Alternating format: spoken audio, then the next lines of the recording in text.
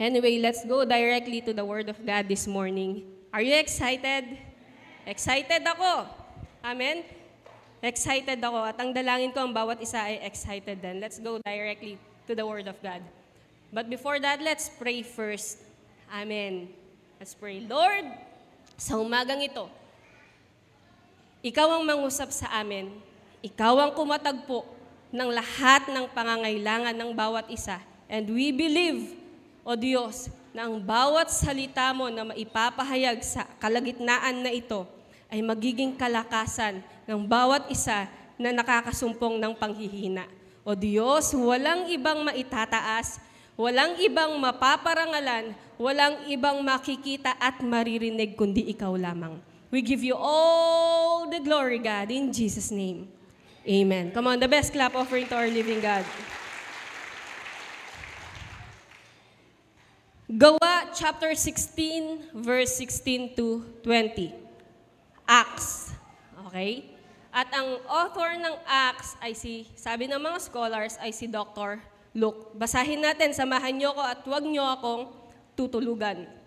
Sabi ng Gawa, chapter 16, verse 16, isang araw, nang kami papunta sa Pook Dalanginan, nasa lubong namin ang isang batang babaeng alipin. Take note of the characters ng Gawa, okay? Isang batang babaeng alipin. Sinasapian siya ng masamang espiritu. Kaya siya nakakapanghula. Okay? Malaki ang kinikita ng kanyang mga amo dahil sa kanyang panghuhula. Next verse. Sinusundan niya kami nina Pablo.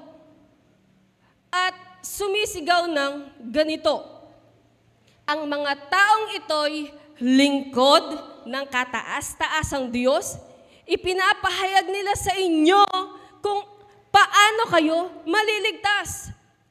Marami ng araw na ginagawa niya yon, kaya naiinis na si Pablo. Wow, si Pablo naiinis. Okay? Naiinis, nakakairita. Aldo-aldo na, pialdo-aldo mo ko ng Pablo kaya. Hinarap niya ang bata at sinabi sa Espiritu, iniuutos ko sa iyo sa pangalan ni Jesucristo, lumabas ka sa babaeng iyan. At noon day, lumabas ang Espiritu. Verse 19. Sabi niya, nang makita ng mga amo ng bata na nawala na ang kanyang pinagkakakitaan, sinunggaban nila si Pablo at si Silas. Sino? Si Pablo at Silas. Makikipag-connect kaya sa akin ngayon. Okay, si Pablo at si Silas.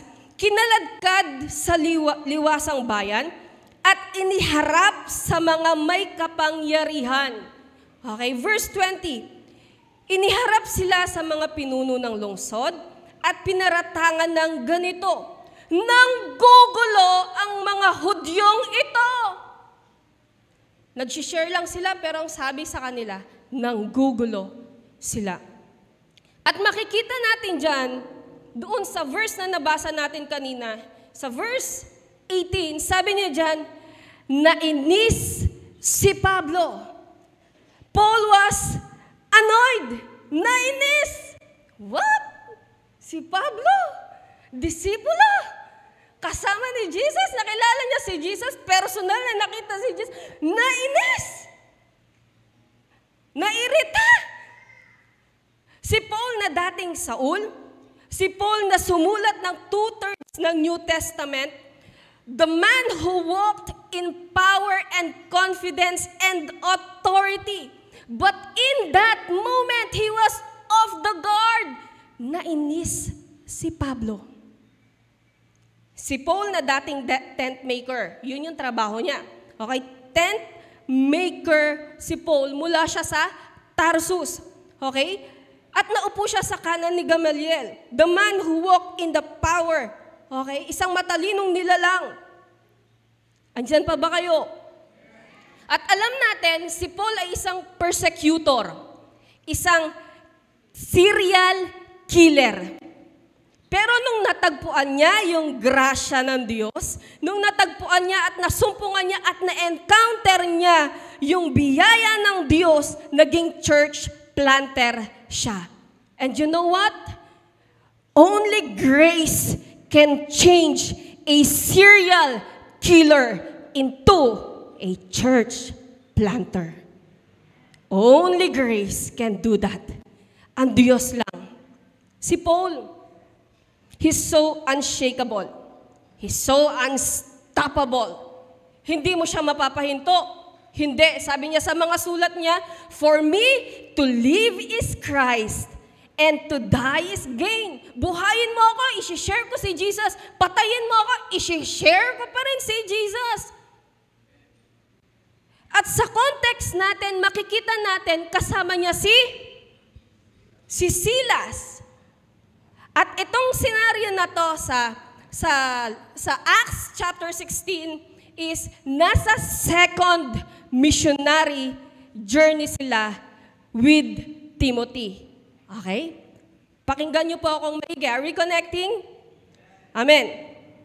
And hindi natin maa-appreciate yung connection ng dalawa, ni Paul at ni Silas, unless mabasa at makita natin ito sa Biblia. Amen? Kasi alam niyo po ba, bago naging magka-partner si Paul at si Silas, bago sila naging partner sa missionary journey nila, merong nauna, si Barnabas. Si Barnabas muna yung kasama ni Paul, bago si Silas.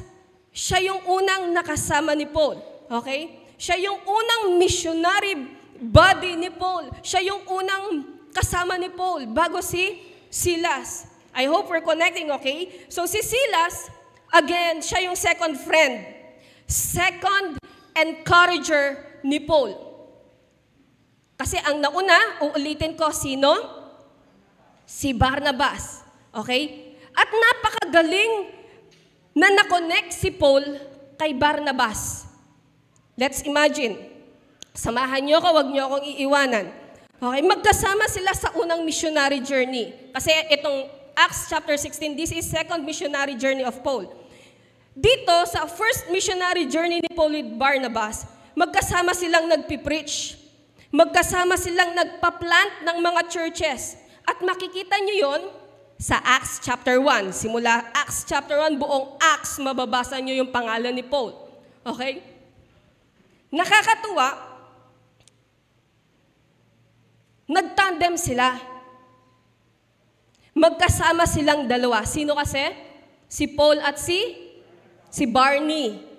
Okay, para matandaan nyo.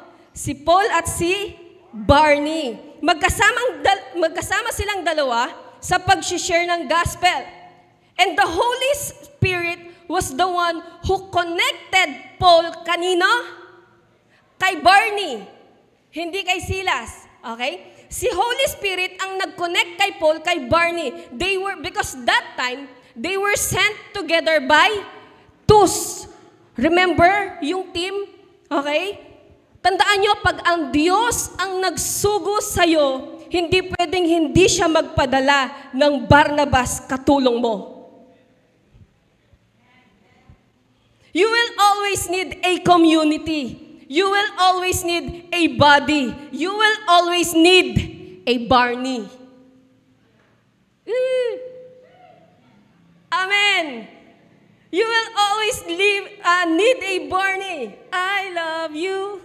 You love me. We're a happy family. Di ba? Barney! Dahil wala namang Lone Rangers sa kingdom ng Lord. Wala.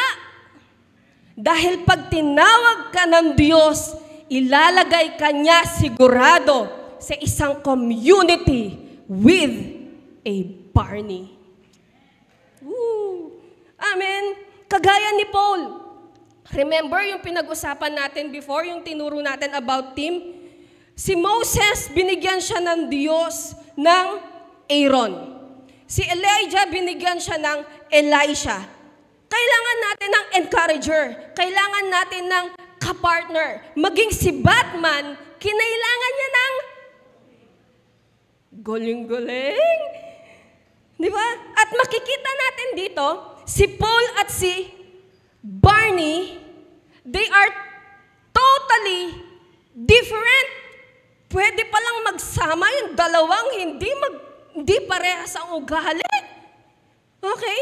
At sabi dyan, si Paul, okay, siya ay builder.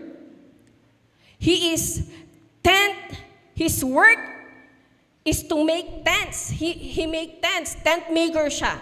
And he is a he is a church planter. Okay, he built churches. Si Barney, okay, he is an encourager. Yun kasi yung ibig sabihin ng pangalan ni Barnabas. Okay? Son of encouragement. Alam niyo, nakakatuwa yung dalawang to dahil magkaiba yung personality nila. Doon sa unang pagtatayo ng mga churches ng Lord, sa unang journey nila sa New Testament, isang builder at isang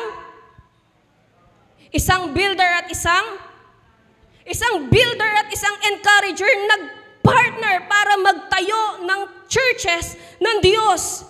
Pumalakpak nga po lahat ng nakakaunawa sa akin. At yung unang journey nila, maayos, masaya, maganda, maraming tumatanggap. Nag-uusap sila pagkatapos ng isang journey nila, I can imagine, okay, Paul, sabi ni Barney kay Paul, pwede bang gawin natin ulit yung ginawa natin? Ang galing, ang daming tumanggap. This time, pwede bang punta naman tayo sa Davsu? Doon tayo mag-share. Mag-campus ministry tayo. Pagkatapos puntahan natin yung mga stalls ng Christ Ambassadors. Pagka-break nila, mag-share tayo, mag-mission tayo. Mula dyan sa kitchenette, doon sa kambingan, doon sa stalls ni Ate Win. Lahat ng stalls dyan, pag-break, puntahan natin, mag-share tayo ng salita ng Diyos. Sabi ni Barney kay Paul. Kaya lang, sabi ni Barney kay Paul, pwede ba? Pwede ba? Tawagan ko si John Mark? Uy, si John Mark na pinsan ni Paul? Pwede ba tawagan ko si John Mark? Tawagan ko siya na eh. At si Paul, it's like, what? Oh, wait. Okay? Ano sabi mo? Tatawagan mo si Paul, pupunta tayo. Hello, pupunta tayo sa stalls ng Christ sa kitchenette, sa kambingan, sa stall ni Ate Wina, sa mga bapang stalls, okay? Pupunta tayo dyan. Mag-share tayo ng Jesus, ng tinapos niya. Pero isasama mo isasama mo si John Mark? No way. There's no way I want to be with your cousin. Isama mo na lang yung iba, wag lang si John Mark. At sabi ng Acts chapter 15 verse 39, meron silang disagreement. Bago nangyari yon, meron silang tinutuntun natin papaano naging magkasama si Paul at si Silas. Are you with me? Okay. Sa chapter 15, meron silang disagreement. Sino? Si Barney at si Paul. Sabi niya, Acts chapter 15 verse 39, and there occurred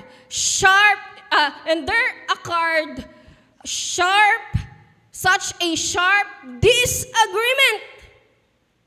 Nag-away sila. And they separated from one another. Nag-away sila. And Barnabas took Mark, si John Mark with him, and sailed to Cyprus. Okay? Alam nyo, nung oras na yon, laging may in between the lines ang Biblia. Okay? Yung mga senaryo sa Bible, hindi natin alam. Kaya nga kailangan inilalagay mo yung imagination mo at yung sarili mo doon sa binabasa mo kapag nagbabasa ka ng Biblia. Amen? So dito, I can imagine, nag-uusap ang builder. Sino ang builder? Si Paul. At si Barnabas, the encourager. Siguro nung oras na yon, bago mangyari ang sharp disagreement nila, nag-uusap si Paul at si Barnabas. Ang sinasabi ni Barnabas kay Paul bilang encourager, Paul, isama na natin siya. Malay mo naman, nagbago na. Okay? Bigyan natin siya ng chance. Ikaw nga, binigyan ka ng chance ni Lord eh. Ba't siya ayaw mo siyang bigyan ng chance? Sama na natin siya. Diba? Ikaw naman. But, they disagree. They agreed to disagree. Nagkasundo sila na hindi magkasundo. Hindi. Siguro nung oras na yon, okay? Ayaw mo makinig, may iba kang pananaw, ayaw mo talaga, okay, let's agree to disagree. Dito ka, dito ako. Pero tignan nyo ito. Nagpatuloy ang ministeryo ng Diyos. Si Paul, isinama niya si Silas. Si Barnabas, ang kasama niya ay si John Mark. Okay? They disagreed. Listen. They disagreed and they went their separate ways. And yet, the church was built. Okay. Let's agree to disagree. Hindi kita maintindihan bakit ayaw mong kasama si John Mark, pero sige, maghiwalay na lang tayo ng landas. Pero dahil gawain ng Diyos yung ginagawa nila, channel lang sila, vessel lang sila ng mabuting balita. Okay? Nagpatuloy sila. And the division became multiplication. Still, multiplication and transformation happened. And many churches were built as they went their separate ways. Maraming churches pa rin yung na-build. Isang bagay yung lagi kong naririnig kay Pastor Tom and kay Pastora Shirley. Sila kasi lagi kong naririnig na pagka nag-uusap kami. Sabi nila lagi, God has always the right to use somebody that has a different opinion than you. And you know what? Wala tayong maipagmamayabang sa Diyos. Ministry niya yan. Yung trabaho mo, meron ka niyan dahil biyaya niya lang yan. Nandito kayo ngayon, humihinga kayo, may hangin, oxygen kayong hinigop sa oras na to. Yaan ay dahil sa biyaya lang ng Diyos. Wala tayong maipagmamayabang sa Diyos. Kaya niyang gumamit ng kahit sino. Maging pag dumating tayo dun sa punto na ayaw na nating magpuri sa Kanya, pwede siyang gumamit ng mga bato para purihin siya. Hindi natin mapagmamalakihan ng Diyos. Pero dumating sa point na naayos, hindi po sila natiling magkaaway. Okay? Naayos si Paul at si John Mark. And merong instances sa Bible, okay, na sinabi ni Paul kay Timothy, nakasama nila sa second missionary journey nila na sulatan mo si John Mark kasi siguradong makakatulong siya sa'yo. In short, nag-ayos sila. Okay? Naghiwalay sila ng landas. Si Paul at si Silas nagsama. In short, na-connect si Paul kay Silas. And as they go sa second missionary journey nila, they picked up Timothy. At sabi ng Biblia, basahin natin, sa chapter, sa verse 6, sapagkat binawalan, nasa mission na sila, sapagkat binawalan sila ng Espiritu Santo na mangaral sa lalawigan ng Asia. Naglakbay sina Pablo sa lupain ng Phrygia and Galatia. At makikita natin dito, ayan ang Phrygia. Okay? Ayan ang Phrygia at ang Galatia. Nakita niyo po yung nakabilog?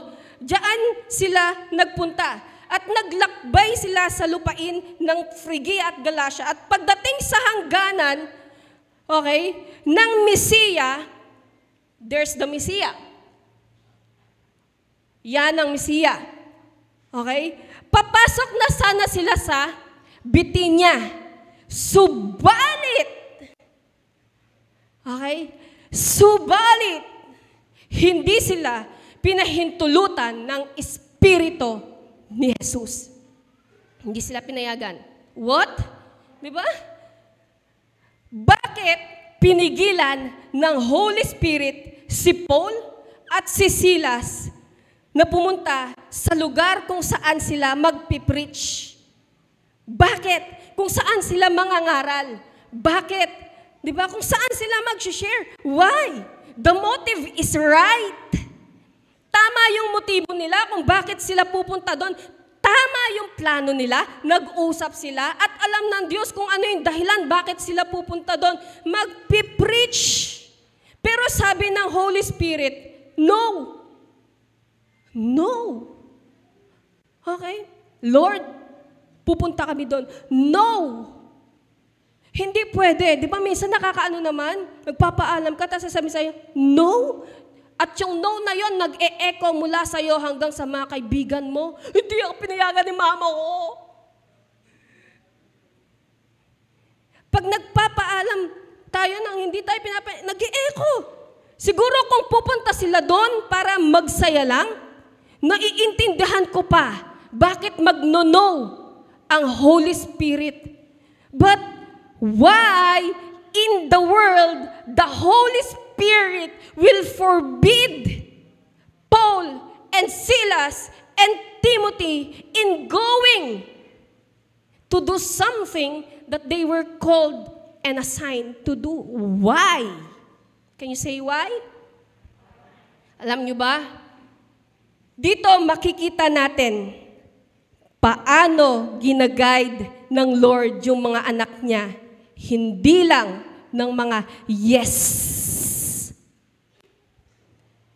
Pero minsan, ginaguide rin tayo ng Diyos sa mga no. He always say yes and amen to all His promises. Yes. But when it comes to decision making, na ang involve ay yung wellness at yung, alam nyo, yung wellness at yung protection natin, God will sometimes say no. Okay? At yung alam natin minsan, alam ng Diyos, mapapahama ka lang sa desisyon mo.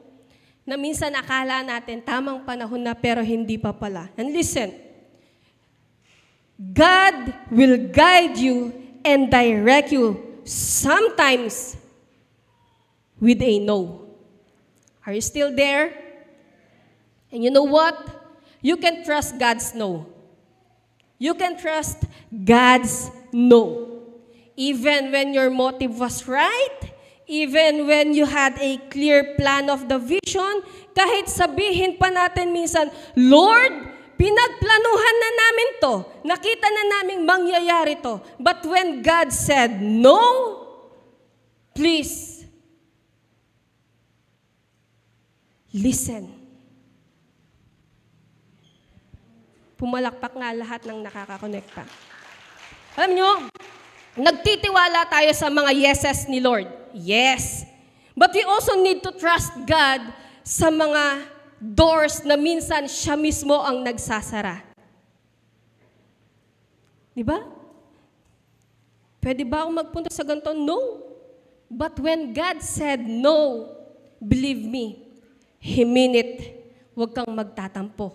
Huwag kang magagalit. It's for your safety. Dahil kung si Lord, alam nyo, I just realized, kung si Lord yung laging, yung Diyos na laging yes, yes, and yes lang, baka hindi na tayo sumusunod sa Diyos.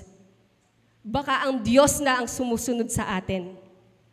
Believe me, matututo tayo ngayon at mas makikilala natin ang Diyos at matututo tayong makinig sa Diyos. Nakakatuwa dahil si Dr. Luke yung nagsulat ng Acts, Book of Acts, and yet dun sa nangyari na pagpigil sa kanila ng Holy Spirit, wala siyang explanation bakit. Wala, basahin nyo, walang explanation why. Okay? Hindi sinabi bakit hindi sila pinatuloy. Kaya, you know what? God will say yes to our plans, but be ready also na makinig din sa no as His guidance and as His protection to us. If He orders your steps, He also can order your steps. Remember, laging tinuturo ng mga pastors natin, He is our good shepherd. At lagi niya tayong dadalhin dun sa lugar kung saan tayo makakasumpong ng green pasture at protection. Na-experience nyo na yon? Yung makarealize kayo, Lord, salamat hindi natuloy yung business ko. Salamat hindi ako natuloy gawin itong bagay na to. Salamat hindi nag-start tong business na naisip ko na to. Salamat, it's a no. Kasi kung hindi, baka 2 buhok na lang ang meron ako sa harapan ko dahil sa stress. Salamat hindi natuloy.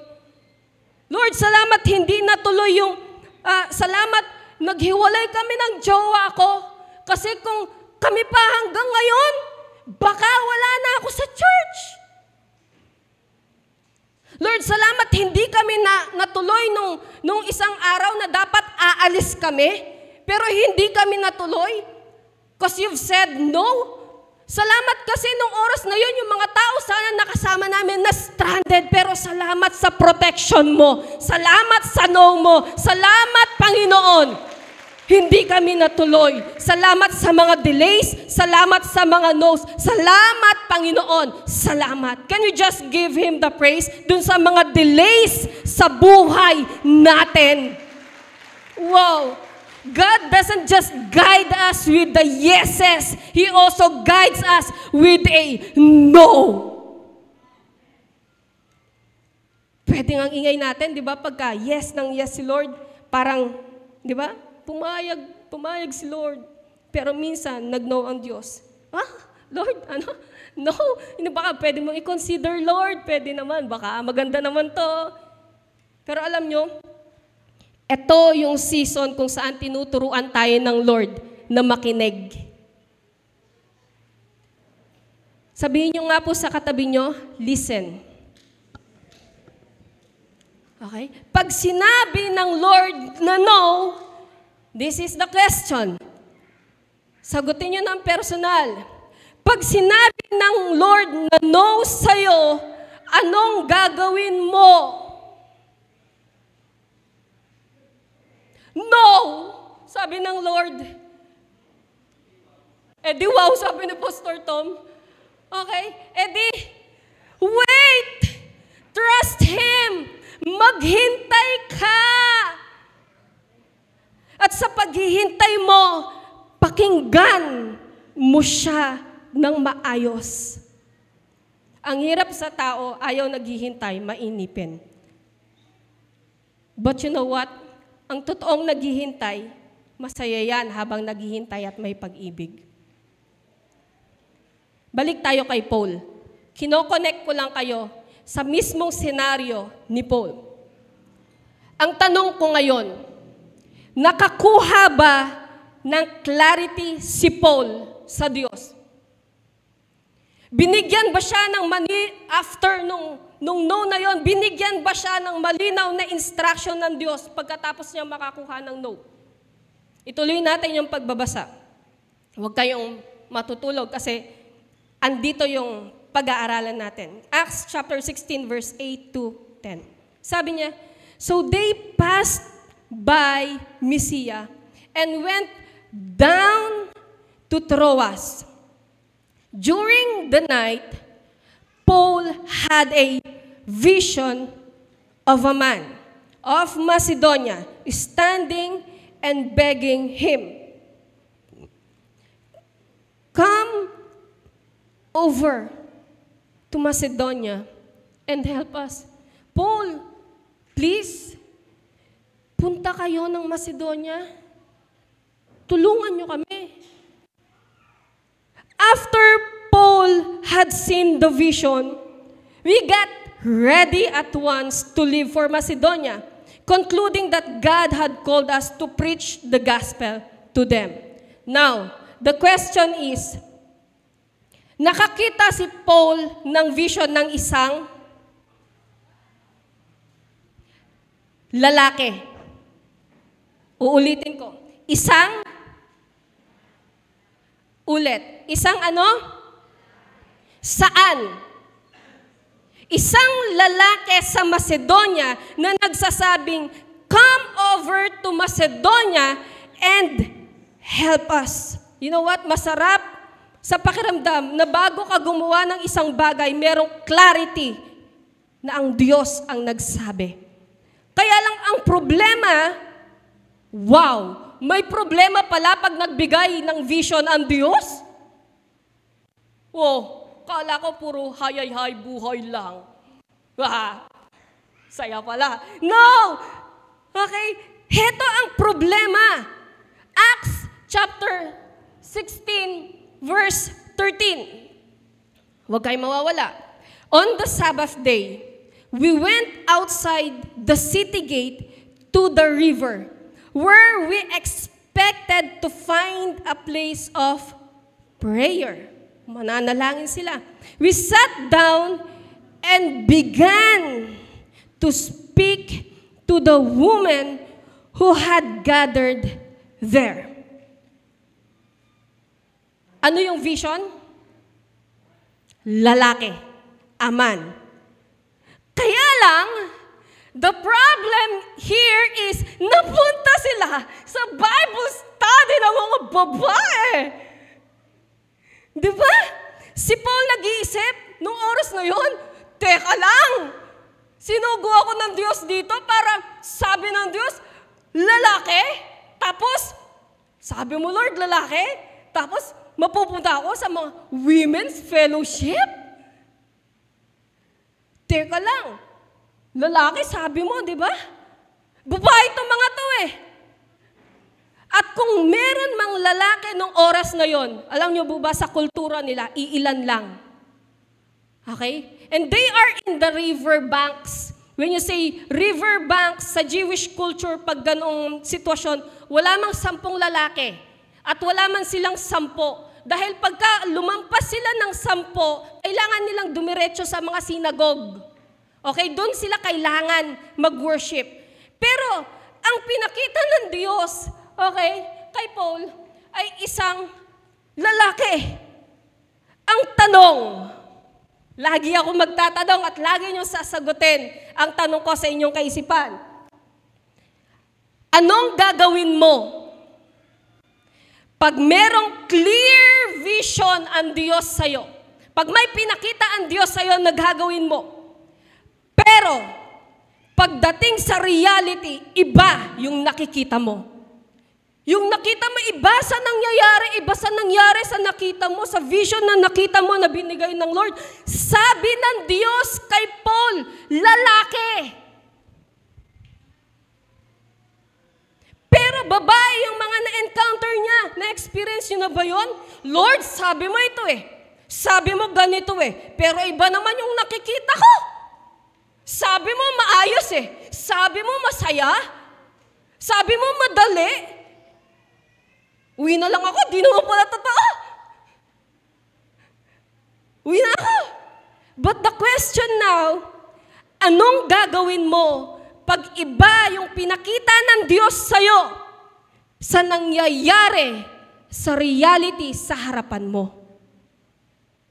This is what you will do. Heto ang gagawin natin, tayong lahat. Stick to the mission. Stick to the mission. Manatili tayo sa paggawa ng misyon kung bakit tayo nandoon. Manatili ka sa pinapagawa ng Diyos sa'yo. Uulitin ko, stick to the mission. Si Paul, hindi siya tumakbo. Hindi siya umuwi na lang. Iba naman yung sinasabi mong mangyayari, Lord, di ba? Hindi naman ganito, lalaki, tas ang layo, babae, uwi na lang ako. No! Right at that very moment, he grabbed the opportunity to preach Jesus right away. Stick to the mission. Don't walk away. Huwag kang mag-walk out. Maging sa mga buhay ninyo. Pagka may pinagdadaanan kayo, don't walk out, don't walk away. Huwag kang umalis. Pumalakpak nga lahat ng gising pa. At ang prayer ko sa umagang ito, mabuksan ang mata ng bawat isa. You know what?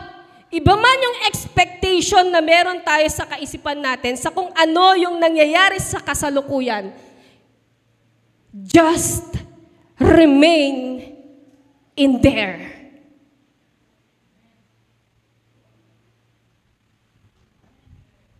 Just remain in there. Huwag kang aalis. Just do the mission. Choose to stay. Amen. Kahit na minsan nadidisappoint ka sa mga pangyayari sa paligid mo, kahit nadidisappoint ka sa nangyayari sa buhay mo, minsan naiiyak ka na, hindi mo na alam anong gagawin mo. Just don't walk away. Just don't quit. Amen. At yun yung prayer natin, na mag-raise up ang Diyos, pati ng leadership, na mag-raise up ang Diyos ng mga kagaya ni Paul, na kahit iba pa yung nakikita nila sa dalawang mga mata nila, they will not quit. They will stay and choose to do the mission that God has called them to do. Huwag kang mag-quit. Huwag kang umalis dyan. Just remain in there. At si Paul nung oras na yon, patuloy siya nagturo. Okay? Nagturo siya sa Women's Bible Study. Nakakatuwa na merong nagngangalan na Lydia. Si Aling Lydia na meet niya. Huwag kayong mawawala, malapit na tayo matapos. Okay? Nagngangalang Lydia na tiga Thyatira. Okay? Tiga Thyatira. Siya'y isang negosyanteng nagtitinda ng mamahaling telang kulay ube. Sino siya? Si Aling Lydia. Oh, may kilala na kayo ngayon. Nasa Bible pala yung pangalan ni Aling Lydia. Okay? Binuksan ng Panginoon ng kanyang kaisipan upang kanyang pakinggan ang pinapangaral ni Pablo. Verse 15. Nagpabautismo siya at ang kanyang buong pamilya. Pagkatapos sinabi niya, kung itunuturing po ninyong akong tunay na lingkod ng Panginoon, doon na kayo tumuloy sa amin.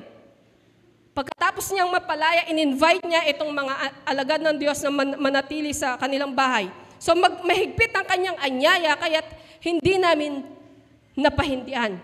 Ano makikita natin dito? Mayaman si Lydia. May swimming pool. Hindi, walang swimming pool nun. Na-imagine ko lang. Okay? Imagination ko lang yan. At nung oras na yun, okay, sa bahay niya tumuloy si Paul. At si Silas. At si Timothy. At alam nyo, there is always a blessing on the other side of obedience.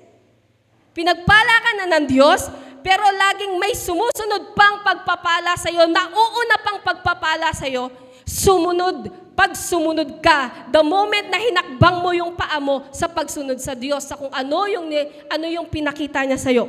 Okay, ginawa lang nila yung pinagagawa ng Diyos sa kanila, and nag-enjoy sila. Suswimming si Paul nun, ha?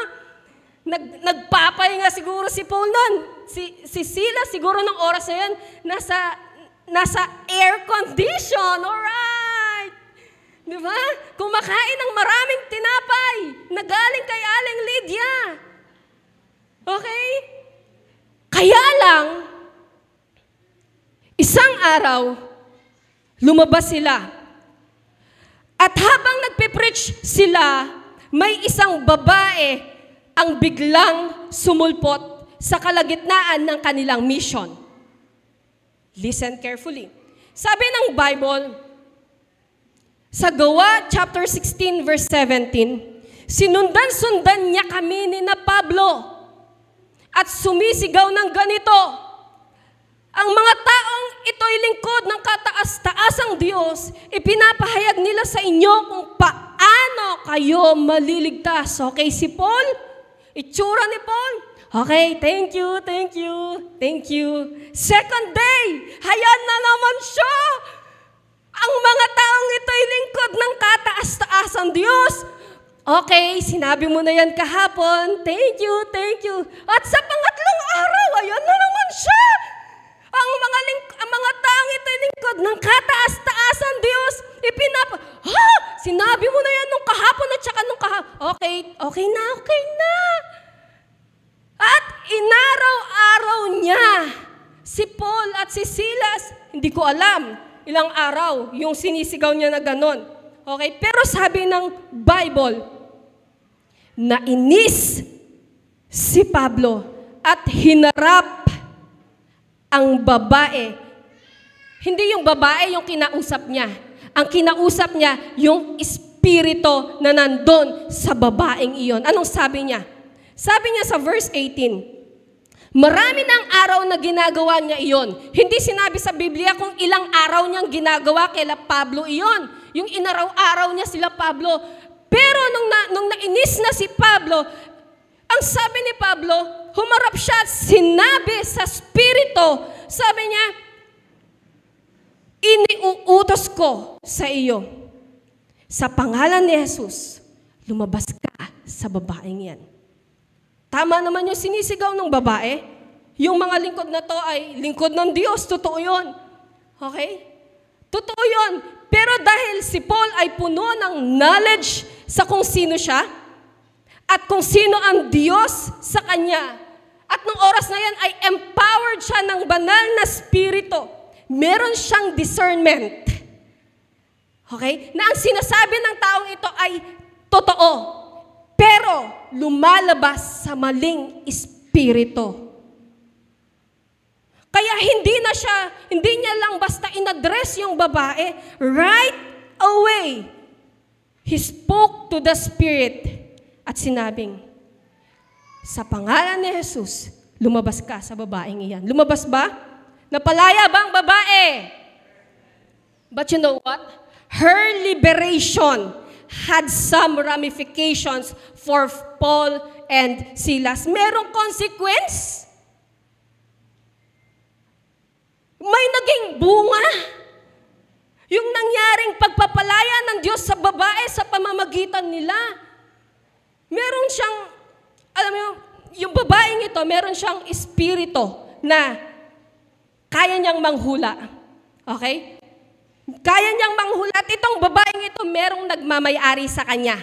Sabi ng Bible, pag binasa niyo pa yung mga susunod na verses, merong nagmamayari sa kanya. Okay? Pero nung napalaya yung babae, nagalit yung mga master ng babaeng ito, yung may-ari sa kanila. Okay? Kay Paul at kay Silas, dahil wala na silang pagkakakitaan.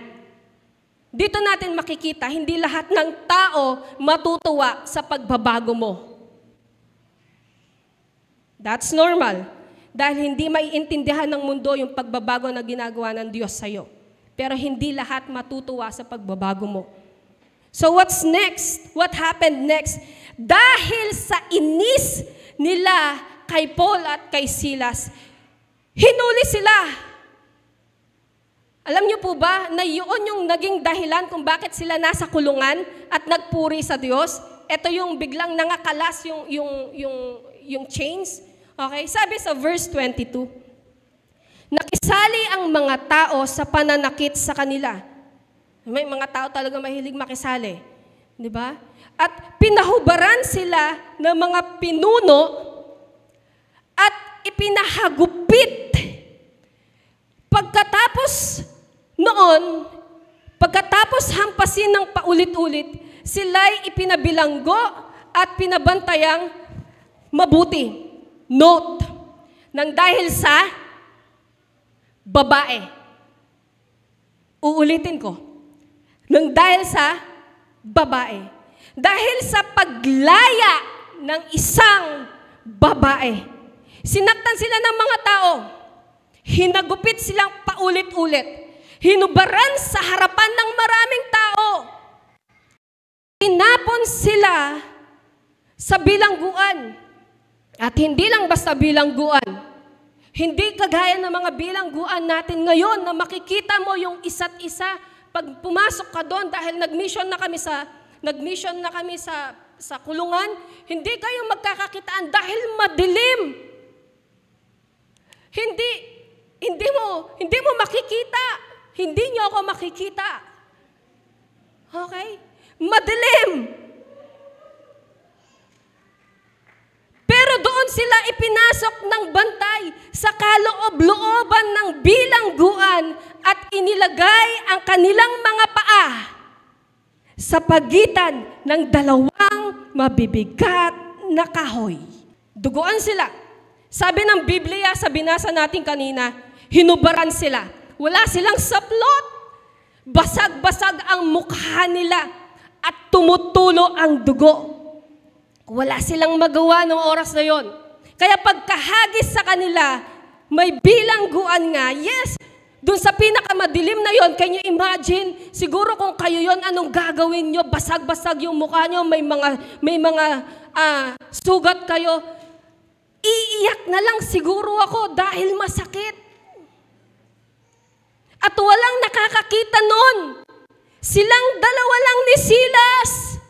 Nakarating na ba kayo doon sa place na, Lord, sumunod lang naman ako sa sinabi mo. Sumunod lang naman ako. Pero bakit andito ako ngayon? Andito ako sa ganitong sitwasyon ngayon. Honestly, gaya ni Paul, we are sometimes annoyed. Minsan, naiinis tayo. Minsan, nadidisappoint tayo. Kasi we are trying to tell God, wala naman akong ginawang mali. Wala naman akong inagrabyadong tao. Pero bakit? Ito ang consequence. As a matter of fact, sometimes, mas madilim, mas maliwanag ang glory ng Diyos. At nung oras na yon, okay, anong ginawa nila? Hindi kami nag-usap ni Pastor Tom kanina, pero lumabas sa bibig niya to. Pag nandoon ka sa ganoong sitwasyon, just worship Him for who He is. That's where the miracle is. It's in your mouth. Pag binuksan mo yung bibig mo, sinimulan mong papurihan ang Diyos sa bibig mo, sa sitwasyon mo, miracles can happen. Kasi na-activate yung faith na meron ka. The moment na ibuka ng isang Kristiyano na kilala kung sino si Kristo at sino siya kay Kristo at ano yung tinapos ni Kristo sa krus ng Kalbaryo. Ano man ang sitwasyon, saan ka man naroroon, ang isisigaw natin sa lahat ng panahon, Diyos pa rin siya sa atin. We will still raise a hallelujah in the middle of the enemy. Amen. Magpupuri pa rin tayo. One more thing. When you're in the dark places, do not lose your worship. Hindi ko na kailangan na kahit na anong word na manggagaling sa Diyos kung anong gagawin ko next. Hindi. Okay? Hindi ko siguro tatanungin si Lord, Lord, ayan na, nabuksan na. Anong gagawin ko? Kasi nagpuri ka na out of the abundance of your heart, out of the overflow. Tapos yung resulta, na-shake, nakita mong natanggal yung mga chains sa kamay at sa paa. Oh my goodness! Kung ako yon, mabilis pa sa 4:00, uuwi ako sa nanay ko. Ma, inaway nila ako. Pero salamat, hindi ako si Pablo. Tingnan mo kayo dito. Hindi sila umalis.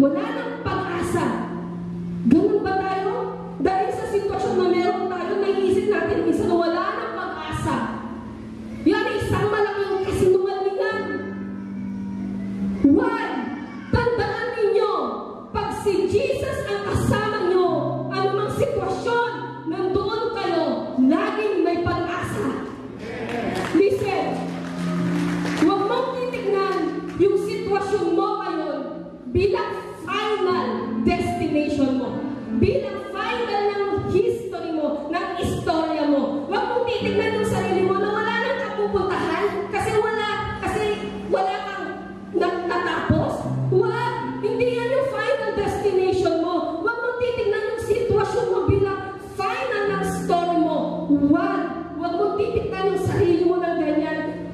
At yung buhay na meron ka ngayon, wala nang pag-asa.